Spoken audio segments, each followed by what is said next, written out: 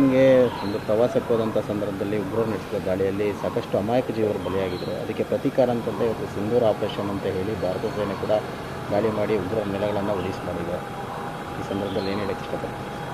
ಅದೇ ಭಾರತ ಇದೆ, ಶತ್ರು ನೆಲೆಗಳನ್ನೆಲ್ಲ ನಾಶಪಡಿಸಿದೆ. ಇನ್ನೂ ಉಗ್ರರು ಕೆಲವರೆಲ್ಲ ದೊಡ್ಡವ್ರು ತಪ್ಪಿಸ್ಕೊಂಡಿದ್ದಾರೆ. ಅವ್ರನ್ನೂ ಸಾಯಿಸಬೇಕು. ಅವ್ರನ್ನೂ ಸಾಯಿಸಿದ್ರೆ ಸ್ವಲ್ಪ ಮಟ್ಟ ಆಗ್ತದೆ.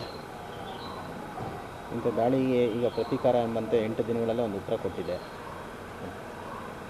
ಹೌದು, ಭಾರತ ಸರಿಯಾದ ಉತ್ತರ ಕೊಟ್ಟಿದೆ. ಈ ಕೆಲಸ ಮೊದಲೇ ಮಾಡಿದ್ದಿದ್ರೆ 26 ಜೀವಗಳು ಉಳಿತಾಯಿತು, ಭಾಳ ಜನ ಸಂತೋಷದಿಂದ ಇರ್ತಾಯಿದ್ರು. ಈಗ ಪ್ರತಿಯೊಂದು ಮನೆಯಲ್ಲೂ ದುಃಖ ನೋವು ಆವರಿಸ್ಕೊಂಡಿದೆ. ಅದನ್ನು ತಡ್ಕೊಳ್ಳೋ ಶಕ್ತಿ ದೇವರು ಕೊಡಬೇಕು ಅಷ್ಟೇ. ಇಂಥ ಕ್ರಮಕ್ಕೆ ವಿಶ್ವ ಕೈ ಜೋಡಿಸಬೇಕು ಭಾರತದ ಜೊತೆ ಇಂಥ ಉಗ್ರ ನೆಲೆಗಳನ್ನು ಧ್ವಂಸ ಮಾಡೋದಕ್ಕೆ. ಆ ಸಂದರ್ಭದಲ್ಲಿ ಏನಂತ ಒಂದು ಮನವಿಯನ್ನು ಮಾಡಿ ಬೇರೆ ದೇಶಗಳು ಸಹಾಯ ಮಾಡಬೇಕು.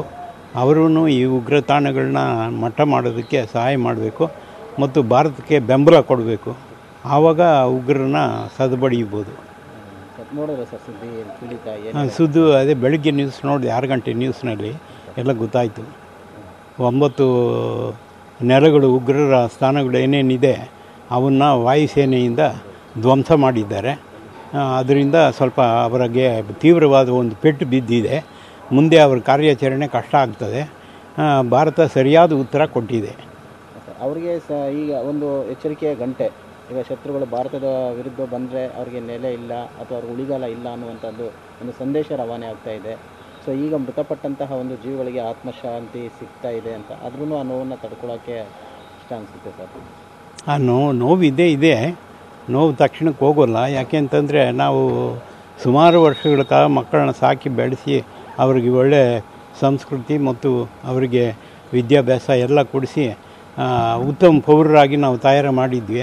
ಅಂಥ ಒಳ್ಳೆಯ ಭಾರತೀಯರನ್ನ ಅವರು ನಾಶನ ಮಾಡಿದ್ದಾರೆ. ಅದು ಭಾಳ ನೋವಿನ ಸಂಗತಿ. ನ್ಯೂಸ್ ಫಸ್ಟ್ ನಿರ್ಭೀತಿಯಿಂದ ನಿಮ್ಮ ಪರವಾಗಿ.